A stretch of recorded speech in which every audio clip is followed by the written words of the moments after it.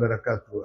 Wasikilizaji na watazamaji wa kipindi chetu Iko Wapi Zamani, karibuni tena kwenye makala yetu ya kuendelea, makala mnayoyapenda ya historia ya mpira wa Mombasa. Na sisi letu kubwa ni kumshukuru Mwenyezi Mungu kutupa hii fursa kuwa na mawazo haya ya kuweza kukumbuka zamani, ili tunukuu yale ambayo tutakayoyakumbuka katika vitabu vya historia, ili vizazi vyetu vinavyokuja wajue historia ya wazee wao walipopitia. Leo ni bahati kubwa sana kwetu sisi kumpata ndugu yetu, rafiki yetu ambaye alichangia pakubwa sana katika historia hii ya mpira wa Mombasa, na ni mtu maarufu, alikuwa akijulikana na alipata vipenzi wengi waliompenda kutokana na ujuzi na yale maarifa aliyokuwa anayatumia katika uwanja. Kama wanavyosema wazee wengi ni kwamba mpira ni kitu mpaka kwanza ukipende. Ukiupenda mpira basi ndio utaujua mpira. Usicheze mpira kwa kulazimishwa au kwa kusukumwa. Kwa hivyo hizi ndizo sifa ambazo mgeni wetu wa leo sisi tunaamini kwamba alikuwa mpira akiupenda. Ni wakumbushe tu au ni wapashe tu wale vijana ambao hawakuwahi kumuona, lakini nikiangalia watu walivyokuwa ule mpira wakijua lugha za mpira, watu kama kina Ronaldinho, ukimwona vile vituko anavyovifanya, basi sisi tulikuwa naye hapa. Tulikuwa na Ronaldinho wakati huo akitufurahisha sana uwanjani, na tuna furaha kuwa naye leo, na tunamkaribisha katika kipindi chetu. Atajijulisha mwenyewe jina lake na atupe historia yake kuanzia kwanza udogoni, kisha tutaendelea kutoka hapo. Mgeni wetu wa leo ni Douglas Mutua. Karibu bwana Mutua. Asante sana bwana Basawad. Nashukuru sana kwa kipindi hichi. Ni kizuri sana kwa mpira wetu wa Mombasa, ili vijana wetu wa kileo wajue historia ya Mombasa, tumetoka wapi. Kama mlivyojulishwa na bwana Basawad, jina langu ni Douglas Mutua. Na mimi katika ukabila ni Mkamba, lakini ule Ukamba ni tu, lakini mimi nimekulia sana Mombasa. Kwa kifupi, mimi nilizaliwa Kitui, tauni inaitwa Kitui, na nikaja Mombasa nikiwa na miaka 7. Sasa nilipokuja Mombasa, kwa sababu babangu alikuwa anafanya kazi hapa Mombasa, ndio nikaja nikiwa na miaka 7, mdogo sana, na nimekulia mahali panaitwa Tononoka. Na pale Tononoka pana uwanja, ule uwanja ndio nilianza mpira. Lakini nitawapatia historia yangu kwa kifupi. Katika elimu nilianza pale Tononoka, kulikuwa kuna nasari pale kiwanjani, nikasoma, alafu nikaenda skuli inaitwa Buxton Primary, siku hizi yaitwa Ronald Ngala Primary. Hapo nilianza standard 1 mpaka standard 7. Nilipomaliza standard 7 nilifaulu kwenda Alidina Visram. Nilipokwenda Alidina Visram nikasoma pale na nikamaliza, ndio nikaingia katika kuajiriwa kazi. Hiyo ni upande wa elimu. Sasa tukija upande wa mpira, mimi nikisoma pale Buxton Primary nilianza mpira pale. Na kwa vile sisi tulikuwa tunakaa pale Tononoka na karibu na kiwanja, hiyo tayari ikani encourage mimi kucheza mpira kila siku pale na watoto wenzangu. Sikujua mimi ni mzuri, lakini twacheza tu pale. Lakini mara pale Buxton Primary nikaonekana ni mzuri, nikaingia kwenye school team ya primary, tukacheza pale. Tulipomaliza pale ndio nikaenda Alidina Visram. Tulipoenda Alidina Visram nikawa nimekuwa kiasi kimwili, ndio nikawa nacheza school team pia ya Alidina Visram. Pale nikikumbuka, tulikuwa kuna pale Alidina, tulikuwa kuna marehemu John Arieno, tulikuwa kuna mimi, kulikuwa kuna wachezaji wengine pale walikuwa wazuri, kama mmoja alikuwa anaitwa Simon Enyakai, kina Saki, mmoja alikuwa tukimuita Malboro, tulikuwa naye pale Aldina. Babadi, kuna kijana mmoja wetu wa hapa Mombasa tulikuwa tukicheza naye, tuko skuli, anaitwa Babadi pia. Wananyuki nafikiri. Wananyuki Babadi. Alikuja na akawa hapa Kenya KBC hapa nafikiri hapa. Ndio. Unaona alikuwa kijana mzuri sana Babadi. So nilipokuwa pale nikiwa form 3 nilionekana na kochi wetu mashuhuri sana hapa Mombasa, anaitwa Mohamed Kheri. Namshukuru sana Mohamed Kheri. Kheri alinifanya mpaka mimi hapa nilipokaa hapa ni Mohamed Kheri. Yeah. Mohamed Kheri alinispot na akanichukua kwanza kabisa, kabla hajani spot pale, kabla nichukue nipeleke Kenatco, nilichukuliwa na nikiwa mdogo Wananyuki, briefly Wananyuki. Na kapteni wetu alikuwa anaitwa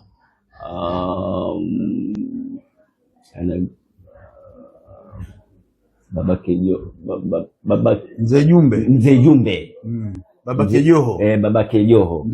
Ndio akanichukua pale Wananyuki briefly. Yes. Na wakati nikiwa Wananyuki nakumbuka mimi nilikuwa nacheza bila viatu. Kijana mdogo pale. Ndio Jumbe akaniambia, wewe mbona wacheza bila viatu kijana? Namwambia sina pesa za kununua. Ndio. Na nilikuwa kwa mguu wangu ni mkubwa kidogo, watoshana kama wake, alinipatia viatu vyake. Mzee Jumbe alinipatia viatu vyake. Yes. Ndio nikawa natumia. Ndio. Mpaka leo tukikutana na Mzee Jumbe ananikumbusha hivyo viatu. Ananiambia vile viatu ndio vikakufanya wewe ukacheza Harambee Stars. Mpaka leo nikikutana na Mzee Jumbe. So nilipotoka hapo Wananyuki ndio nikachukuliwa na Mohamed Kheri Kenatco. Nikiwa form 3 Alidina Visram. Ndio. So pale ikawa sasa mimi nasoma alafu nafanya mazoezi tukicheza Super League. Yes. Tulifaulu hapa provisional kaenda Super League. Okay. Nikiwa form 3. Ndio. Nikacheza nikiwa form 3 na form 4. Super League na Kenatco. Pale Kenatco tulikuwa kuna wachezaji wazuri sana pale. Kocha akiwa Mohamederi, kulikuwa na mimi, kulikuwa kuna Arieno pia tulikuwa naye pale tukiwa shule pia tuchezea Kenatco. Manogo, tulikuwa na Ali Musa, tulikuwa kuna Janja, na jamaa mmoja alikuwa na marehemu sahi anaitwa Janja. Okay. Kuna wengine Masiga, walikuwa wachezaji wengi pale. Unaona wazuri, wote walikuwa wazuri. Ndio pale pia tukampata Magongo. Abbas Magongo. Tulikuwa kuna mchezaji pia tulikuwa naye pale anaitwa Chiku. Unaona alikuwa mzuri sana pale. Umeona wachezaji ni wengi au nimewataje ni baadhi. Umeona lakini kulikuwa na wachezaji wazuri pale. Ndio. So mimi nikacheza pale mpaka nikamaliza form 4. Nilipomaliza form 4 ikatokezea ya kuwa Kago wananitaka. Nikaenda nikaajiriwa kazi Kago. Lakini nikifika nyumbani nikakuta wazee wa breweries pia wametumwa na Matiba. Wanifuate. Pale kwetu Tononoka pale. Ndio. Umeona? Sasa kwenda pale wakasema, nikaambiwa mimi leo nimeandikwa kazi pale Kago. Wakaniambia sasa sisi tumtumwa pia tuje tukuchukue. Kwambia mshahara wangu napewa huu. Mtau challenge huo. Napewa mshahara wa 1,200. Ndasema ule ukweli. Ndio wakati huo tena. Yes. Wakaniambia ngoja, zamani kulikuwa hakuna mobile phone. Ngoja tukapige simu hizi za hivi. Wakaenda wakirudi kama 45 minutes hivi wakaniambia tuzungumza kule Nairobi. Tutakupatia mshahara wa 2,500. Double. Zaidi. Tutakupa double. Sasa mimi ndio ona nikaenda zangu breweries. Nikacheza breweries hapo 1983. Ndio. 1983 nikacheza league, nilianza league breweries pale. Nikawa spotted na Marshall Mulwa. Nilikuwa mzuri sana at that time. Marshall Mulwa akanichagua Eastern Central ilikuwa inafanyika hapa Nairobi, Kenya. Umeona? Sasa mimi nikachaguliwa. So wakati huo nayo tulikuwa kuna hoteli moja inaitwa Jacaranda Westlands. Tulikuwa tuna camp 3 months. Siku hizi naona watu wana camp ya muda mchache sana. Lakini sisi tulikaa pale Jacaranda Hotel 1983 for 3 months. Harambee Stars preparation. Ndio. Coach akiwa Marshall Mulwa. Kapteni wetu akiwa Mahmoud Abbas. Mahmoud Abbas. Ndio. Nafikiri sote tunamjua Mahmoud Abbas wetu hapa Mombasa. Kabisa. Hasa pale tulikuwa kwa Harambee Stars wakati huo ndio ilikuwa defending champion, wamechukua 1982 Uganda. 1981 tulikuwa tumechukua wapi? Tanzania. 82 tukachukua Uganda. 83 sasa yafanyika pale Kenya na tukachukua. Ndio mechi ya finali. Nakumbuka tulicheza na Zimbabwe. Na Nyayo Stadium ndio ilikuwa imejengwa mpya. Mechi ya kwanza ya kufungua ilikuwa ni finali baina ya sisi, nakumbuka kama sijakosea, na Zimbabwe. Tuliwahi kushinda, if I'm not wrong, wajua ni kitambo, tulishinda 1-0. Bao lenyewe lilifungwa na Ambrose Ayoyi. Naikumbuka hiyo mechi mimi. Mashabiki. Pale mechi ya kwanza pale Ambrose Ayoyi ndo alifunga hilo bao. Sana. Unaona? Tukachukua kikombe. Hiyo ni 1980. Kwa hivyo ikawa Harambee Stars wamechukua mara tatu mfululizo. Wamechukua Uganda, Tanzania na Kenya. Iko wapi zamani? Ndio hiyo sasa ni zamani. Siku hizi Eastern Central sidhani kama iko siku hizi Eastern Central kama hiyo imefifia kama umeona ilikuwa kwa hiyo inaleta wachezaji kujuana sana wa Eastern Central Africa. Ilikuwa East and Central. Zambia walikuweko, Malawi walikuweko, Somalia, Zimbabwe walikuweko, walikuweko watu. Ilikuwa tournament kubwa sana ilikuwa. Ilikuwa tournament kubwa sana. So ukichukua ilikuwa ni very big honor. Ukichukua. Sasa nikacheza pale Harambee Stars kuanzia 83 84 going forward, na huku Breweries nacheza ligi na nini mpaka 1980 baada All Africa Games 1987 88 89 nikapata offer kule Sultanate of Oman. Kulikuwa na club moja pale inaitwa Dhofar Club. Dhofar Club wakaja hapa wakanichukua.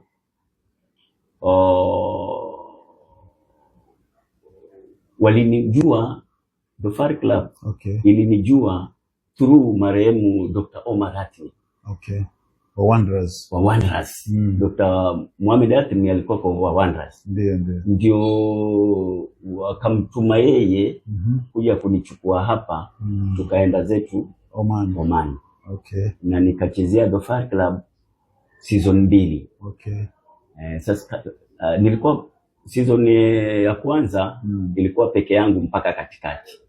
Sasa wakasema tuweza kupata defender na forward line. Sasa ndio nikaja Kenya hapa nikamchukua Gabriel Olang na marehemu Bernard Otieno. Benziko. Umewapa forward na defender. Na mimi katikati. Na wewe katikati. Walikuwa na ruhusu wachezaji watatu. Sasa mimi nikaenda. Ndio nikaenda nao. Sasa katika hiyo season tulichukua ligi. Hapo ni kitambo, if I'm not wrong, tulichukua ligi. Alafu tukafika finali ya Sultan Cup. Sultan Cup. Tulikuwa kuna Sultan Kabus. Marehemu sahihi Sultan Kabus Cup. Sasa tukaingia finali na Fanja. Fanja ilikuwa kuna wachezaji wengi kutoka Zanzibar na Tanzania. Walikuwa wengi. Mnapambana nje. Sasa kule tunapambana kule. Na majority walikuwa wameenda nchi ile kitambo wakawa citizen. So wanachezea Fanja at the same time wako national team ya Oman. Sawa kabisa. Uzuri sana. Pengine mtu alikurudisha nyuma kidogo. Hapo ulipokuwa Kenatco hapa. Nakumbuka mlikuja na timu moja kali sana isiyowezekana ndani ya Mombasa. mkiwa na Muhammad Khairi baada mlifanya ziara kwenda Germany au ulikuwa humo wewe? Sasa mimi wakati huo nilikuwa mdogo. Okay. Na hiyo ilikuwa ni youth. Ndio. Youth zenyewe zilikuwa all over Kenya. Okay. Mombasa, Nakuru, Nairobi, Kakamega zilikuwa na youth. Ndio. Youth centers. Zilikuwa zinaitwa youth centers. Hizo za Zgol hizo. Sasa Zgol ndo walizivumbua wakishirikiana na marehemu Jonathan Niva na Muhammad Khairi. Okay. Na Nyongesa. Kulikuwa na coach mmoja mzuri alikuwa kwa Nakuru anaitwa Sami Nyongesa. Sami Nyongesa. Sasa Sami Nyongesa wakafungua hizo youth centers na Muhammad Khairi na Jonathan Niva na Zgol. Mimi nilikuwa mdogo. Ndio. Siku participate. Okay. Lakini nilikuwa naenda kuangalia. Yeah. Hapo katika youth centers ya Mombasa kulikuwa kuna Ali Musa, Manogo, Ali Msada, marehemu Mwadumbo, Ricky Solomon. Yes. Walikuwa katika hizo youth centers. Kumbuka hiyo timu kulikuwa kuna kijana mmoja hapa Kaloleni hapa. Nimemsikia kitajwa. Alikuwa mzuri sana pale katikati. Nasikia Wajerumani walitaka mzuia huko. Alikuwa anacheza pale katikati. Jina ndio nimemsahau pale, lakini alikuwa mzuri sana. Sasa by that time mimi nilikuwa mdogo sana. Ndio naja sasa. Lakini unayashuhudia sasa. Umeona nilikuwa mdogo sana lakini naenda kuangalia. Nilichelewa hiyo youth kama 2 years. Sasa ilipokwisha hiyo unajua haikuendelea sana. Zgol alipokwenda nao ikaisha. Unaona, that is the problem na mpira wetu. Alipokwenda Zgol zikafa. So ndio pale sasa kulikuwa kuna pia wachezaji wazuri. Wilberforce Mulamba pia alikuwepo kwenye hizo youth centers. Kulikuwa na marehemu Sami Tabu. Kulikuwa kuna ndugu yake mmoja alikuwa anaitwa Dika Nyanga. Alikuwa Nakuru wao. Ndio. Walikuwa wazuri sana. Ndio sasa ilipovunjika ndio Ali Musa, Msaada, tukaja Kenatco. Naam. Kenatco. Alafu kina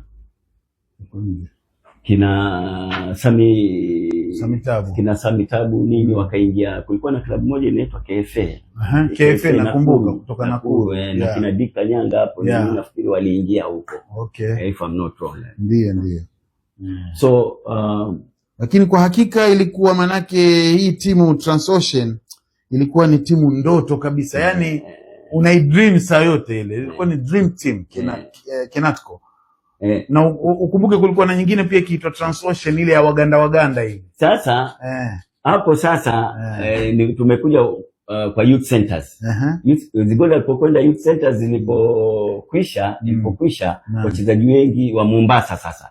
Kenatco, Transocean, umeona kulikuwa na timu moja pia inaitwa AVA na ikumbuka Brolo, Faisal, umeona Mwenge. Timu kali hizo. Kulikuwa na Wanderers yes. Hapa Mombasa sasa. Ndio. Umesikia hizo timu ni ngapi hizo nataja? Kabisa. Tena strong teams hizo. Zilikuwa kulikuwa kwa hata huku Likoni hata kulikuwa kuna timu moja hapa Mombasa inaitwa Ngome pia. Ngome. Ndio Ngome. Kulikuwa na Champion Congo Boys, Black Panther. Ziko wapi sasa? Nyundo.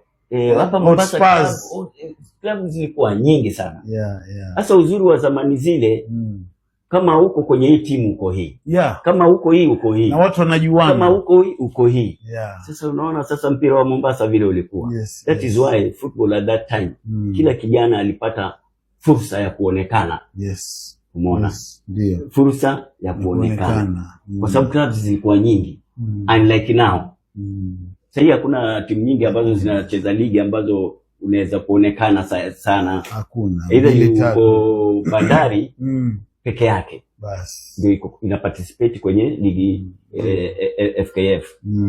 Umeona hiyo zile opportunities zilikuwa zinafunguka nyingi. Unaona, mimi nilionekana sasa Tononoka vitongojoni kule huko ndani ulikuwa waweza kwenda ukaenda. Unaona Naam. Nakumbuka tulienda kucheza friendly game Breweries. Malindi. Kiwa na kochi moja anaitwa Tony Banfield. Okay. Mzungu mmoja kutoka Britain anaitwa Tony Banfield. Ndio. Tulienda kucheza friendly game